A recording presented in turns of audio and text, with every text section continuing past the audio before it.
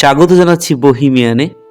আজ পাঠ করছি নন্দিত কথা সাহিত্যিক হুমায়ুন আহমেদের লেখা যোগাযোগ মন্ত্রীর পদত্যাগ। এটা আমরা নিয়েছি তার রচিত গ্রন্থ হিজিবিজি থেকে। আশা করছি আপনাদের ভালো লাগবে। যারা নতুন শুনছেন দয়া করে আমার চ্যানেলটি সাবস্ক্রাইব করবেন, আপনার বন্ধু বান্ধব এবং পরিচিতদের সাথে শেয়ার করবেন। ধন্যবাদ। এখানে যে যোগাযোগ মন্ত্রীর গল্প বলা হচ্ছে তিনি আওয়ামী লীগ, বিএনপি বা এরশাদ আমলের মন্ত্রী নন, অন্য কোনো আমলের।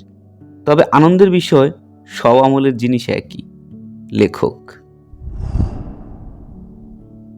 যোগাযোগ মন্ত্রী সালাউদ্দিন খান ভুলু সাহেবের দুপুরে কিছুক্ষণ ঘুমানোর অভ্যাস। মন্ত্রীর কঠিন দায়িত্ব পালনের সময়েও তিনি এই অভ্যাস বহাল রেখেছেন। একটু 19-20 অবশ্য হচ্ছে। আগে ঘুমানোর সময় একজন গায়ের ঘামাচি মেরে দিত, এখন সেটা সম্ভব হচ্ছে না। প্রায় ভাবেন পলিটিক্যাল পিএসকে ঘামাচি মারতে বলবেন। সে আগ্রহ নিয়ে কাজটা করবে। একটাই ভয়, কোনো পত্রিকায় যদি নিউজ চলে যায়। পত্রিকাগুলো চলে গেছে দুষ্টুদের দখলে। তারা সম্মানিত মন্ত্রীদের ওপর টেলিস্কোপ ফিট করে রেখেছে। আরাম করে 10 মিনিট ঘুমানোর উপায়ও নেই। সালাউদ্দিন খান ভুলু দিবানিদ্রা সেরে উঠেছেন। মন মেজাজ এখনও ধাতস্থ হয়নি। তিনি কয়েকবার হাই তুললেন। এই সময় তার পিএস ঢুকলেন। বিনীত গলায় বললেন, স্যারের ঘুম ভালো হয়েছে? মন্ত্রী বললেন, আমি আপনাকে অনেকবার বলেছি দুপুরে আমি ঘুমাই না। চোখ বন্ধ করে এক ধরনের যোগ ব্যায়াম করি। শবাসন এই ব্যায়ামের নাম, এতে টেনশন কমে। পিএস বললেন, স্যার সরি, আমি যোগব্যায়ামের ব্যাপারটা বুঝতে পারিনি। আপনার নাক ডাকার শব্দে বিভ্রান্ত হয়েছি। আর বিভ্রান্ত হবেন না। নাক ডাকা না, দ্রুত নিঃশ্বাস প্রশ্বাস ফেলা যোগব্যায়ামেরই অংশ। আমার নাকে পলিপ আছে বলে দ্রুত নিঃশ্বাস প্রশ্বাসের সময় নাক ডাকার মতো শব্দ হয়। এখন ক্লিয়ার হয়েছে? অবশ্যই স্যার। কোনো কাজে এসেছেন? একটা রোড অ্যাক্সিডেন্ট হয়েছে, মাইক্রোবাস ভেঙে গুঁড়ো হয়ে গেছে, 5 জন মারা গেছে। অ্যাক্সিডেন্ট হলে মানুষ মারা যাবে, এটা নতুন কি? এই তুচ্ছ বিষয় নিয়ে আপনি আমার কাছে এসেছেন? অনেকেই আপনাকে দুষছে, রাস্তাঘাট ভাঙা, খানাখন্দে ভরা, এই কারণেই অ্যাক্সিডেন্ট হচ্ছে। এটা কি মাস? ভাদ্র মাসের শুরু। বৃষ্টি হচ্ছে না? রোজ বৃষ্টি হচ্ছে। এই বৃষ্টিতে রাস্তাঘাট ঠিক থাকে? থাকে না স্যার। বাস্তবতা বুঝতে হবে। তুচ্ছ বিষয়ে মন্ত্রীকে দুষলে হবে না, বুঝেছেন? জি স্যার। খরা মৌসুম আসুক, রাস্তাঘাট ঠিক হবে। সাংবাদিকেরা আপনার কাছ থেকে শুনতে চায়। শুনতে চাইলেই আমি শোনাবো না। আপনি বলে দিন, গতবারের সরকারের যোগাযোগ খাতে সীমাহীন দুর্নীতির কারণে রাস্তাঘাটের আজ এমন বেহাল দশা। একটা স্টেটমেন্ট দিয়ে দিন। জি স্যার, স্টেটমেন্টের ব্যবস্থা করছি। তবে আপনাকে একটু কষ্ট করে হাসপাতালে যেতে হবে। মাইক্রোবাস দুর্ঘটনায় কিছু বিখ্যাত মানুষ মারা গেছে। যারা আহত তাদের দেখতে যাওয়া উচিত। বিখ্যাত মানুষ কে মারা গেল? পিএস বিখ্যাত মানুষদের তালিকা বললেন। মন্ত্রী বিরক্ত গলায় বললেন, এরা বিখ্যাত হলো কবে? আমি তো নামও শুনি নাই। মিডিয়া এদের বিখ্যাত বানিয়েছে। সব মিডিয়ার কারসাজি। দেশটাকে নষ্ট করে দিচ্ছে মিডিয়া। যথার্থ বলেছেন, তবে মিডিয়াকে অগ্রাহ্য করা ঠিক হবে না। হাসপাতালে গিয়ে কি বলবো? ঠিক করে এনেছেন? উল্টাপাল্টা কিছু বলে ফেলতে পারি। মুডি মানুষ তো, মুডের উপর চলি। পিএস বললেন, আমি 2 ধরনের বক্তব্য তৈরি করে এনেছি, যেটা আপনার পছন্দ। আপনি বলবেন, আল্লাহর মালা আল্লাহ নিয়ে গেছে, আমাদের কি করার আছে? মন্ত্রী বললেন, ভালো বক্তব্য। আল্লাহর উপর কোনো কথা নেই। ধর্মভিত্তিক দল আমার এই বক্তব্য পছন্দ করবে। অথবা আপনি বলবেন, মাইক্রোবাসের চালকের অদক্ষতাই দুর্ঘটনার কারণ। সে ওভারটেক করতে গিয়ে দুর্ঘটনা ঘটিয়েছে, এতে দোষটা ওদের ঘাড়ে গিয়েই পড়বে। মন্ত্রী বললেন, এটাও খারাপ না। আমি বরং দুটো একত্রে করে বলি। প্রথম বলি মাইক্রোবাস চালকের ভুল, তারপর বলি আল্লাহর মাল আল্লাহ নিয়েছে। বুদ্ধিটা কেমন বের করেছি? অসাধারণ। আপনার চিন্তাধারাই বৈপ্লবিক। আমাদের এই মুডি মন্ত্রী নানা ধরনের কথাবার্তা বলা শুরু করলেন। মিডিয়া তাকে নিয়ে কিছু কাজকর্ম করল। মন্ত্রী যখন গাড়ি নিয়ে রাস্তার বেহাল দশা দেখতে গেলেন, তখন বদগুলো তার হাসি মুখের ছবি ছাপালো। রাস্তার বিশাল এক গর্তের সামনে দাঁড়িয়ে তিনি হাসছেন, এরকম ছবি। এই অপরাধ ক্ষমা করা যায়, কিন্তু তার পদত্যাগ চেয়ে প্রতিবেদন ক্ষমা করা যায় না। বাংলাদেশের ইতিহাসে কখনো কোনো মন্ত্রী পদত্যাগ করেছে? মন্ত্রীরা হলেন কচ্ছপ। কচ্ছপের মতো কামড় দিয়ে তারা মন্ত্রিত্ব ধরে রাখবেন, এটাই নিয়ম।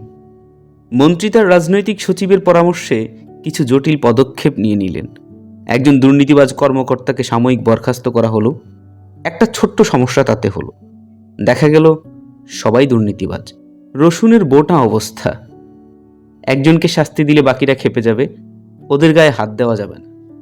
কাজেই অনেক ঝামেলা করে একজন সৎ কর্মচারী খুঁজে তাকে বরখাস্ত করা হলো। মন্ত্রী মহোদয় সব পত্রিকায় তার একটা ছবি পাঠালেন। সেই ছবিতে তিনি কোদাল নিয়ে ভাঙা রাস্তার পাশে দাঁড়ানো, নিচে লেখা, মন্ত্রী মহোদয় নিজেই রাস্তা মেরামতে নেমে পড়েছেন। কোনো পত্রিকা এই ছবি ছাপালো না। উল্টো এক বদ পত্রিকা এই ছবি নিয়ে কার্টুন বানিয়ে ছাপিয়ে ফেলল। কার্টুনে দেখা যাচ্ছে রাক্ষস টাইপ চেহারার এক লোক খালি গায়ে খাকি হাফ প্যান্ট পরে বেলচা হাতে দাঁড়িয়ে আছে। তার গায়ের এবং পায়ের বড় বড় লোম দেখা যাচ্ছে। কার্টুনের নিচে লেখা, যোগাযোগ মন্ত্রী বলেছেন আমি একাই 350 কিলোমিটার রাস্তা মেরামত করব ইনশাল্লাহ। মন্ত্রী তার পিএসকে ডেকে ক্ষুব্ধ কণ্ঠে বললেন, 3 কোটি টাকার একটা মানহানি মামলা ব্যবস্থা করুন।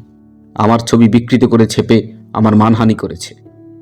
পিএস বললেন, বিকৃত করে তো ছাপে নাই স্যার, কার্টুনে আপনাকে চেনা যায়। আমাকে চেনা যায়? জি স্যার। আমার গা ভর্তি লোম? লোমের পয়েন্টে মামলা করতে পারেন, তবে এখন নতুন ঝামেলায় যাওয়া ঠিক হবে না। এরপর এরা নিউজ করে দেবে কার্টুন ছবিতে মন্ত্রীর গায়ের লোম দেখানোয় 1 কোটি টাকার মানহানি মামলা। এক সকালবেলার কথা, মন্ত্রীর স্ত্রী সালমা বানু, বিশিষ্ট সমাজসেবী, পরিবেশ রক্ষাকর্মী, বিপন্ন হনুমান বাঁচাও আন্দোলনের সভানেত্রী, তার স্বামীকে ঘুম থেকে ডেকে তুলে তীক্ষ্ণ গলায় বললেন, আমাকে না জানিয়ে, আমার সঙ্গে পরামর্শ না করে তুমি কি করে এই কাজ করলে? মন্ত্রী বললেন, কি কাজ করলাম? পদত্যাগ করেছ আমাকে না জানিয়ে। পদত্যাগ করব কোন দুঃখে? পত্রিকায় নিউজ এসেছে, এই দেখো। মন্ত্রী মহোদয় হতভম্ব হয়ে পড়লেন। যোগাযোগ মন্ত্রীর পদত্যাগ? নির্ভরযোগ্য সূত্রে জানা গেছে মন্ত্রী মহোদয় স্বেচ্ছায় পদত্যাগ করেছেন। হতভম্ব মন্ত্রী তার পিএসকে টেলিফোন করলেন। অনেকবার রিং হলো, পিএস ধরলেন না। তিনিও নিউজ পড়েছেন। এখন যে মন্ত্রী নন, তার টেলিফোন কেন ধরবেন? আমজনতার টেলিফোন ধরার কিছু নেই। মন্ত্রী প্রধানমন্ত্রীর রাজনৈতিক পিএসকে টেলিফোন করলেন। পিএস তার কোনো কথা না শুনেই বললেন, পদত্যাগ করে ভালো করেছেন, দলের ভাবমূর্তি উজ্জ্বল হয়েছে, আচ্ছা রাখি। মন্ত্রী লাইন কেটে দেওয়ার পর অনেকবার চেষ্টা করলেন। প্রধানমন্ত্রীর রাজনৈতিক সচিব টেলিফোন ধরলেন না। কিছুক্ষণের মধ্যেই তিনি লক্ষ্য করলেন পত্রিকার এই বানোয়াট খবর সবাই বিশ্বাস করে বসে আছে। তার নিরাপত্তায় নিয়োজিত পুলিশ বাহিনীর সাব ইন্সপেক্টর সিগারেট ফুঁকছিল।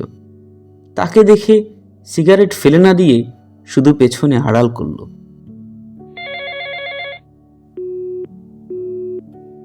মন্ত্রী মহোদয় প্রধানমন্ত্রীকে ধরার অনেক চেষ্টা করলেন। তার চেষ্টা দেখতে পেলে রবার্ট ব্রুসও লজ্জা পেত। একসময় চেষ্টা সফল হলো। প্রধানমন্ত্রী টেলিফোন ধরলেন এবং বললেন, আপনি স্বেচ্ছায় পদত্যাগ করে একটা সাহসী পদক্ষেপ নিয়েছেন, আপনাকে অভিনন্দন। মন্ত্রী না থেকেও জনগণের সেবা করা যায়, জনগণের সেবা করুন। প্রধানমন্ত্রী টেলিফোন রেখে দিলেন। গল্পের মোরাল, মন্ত্রীদের বুকে এবং পায়ে লোম না থাকা বাঞ্ছনীয়।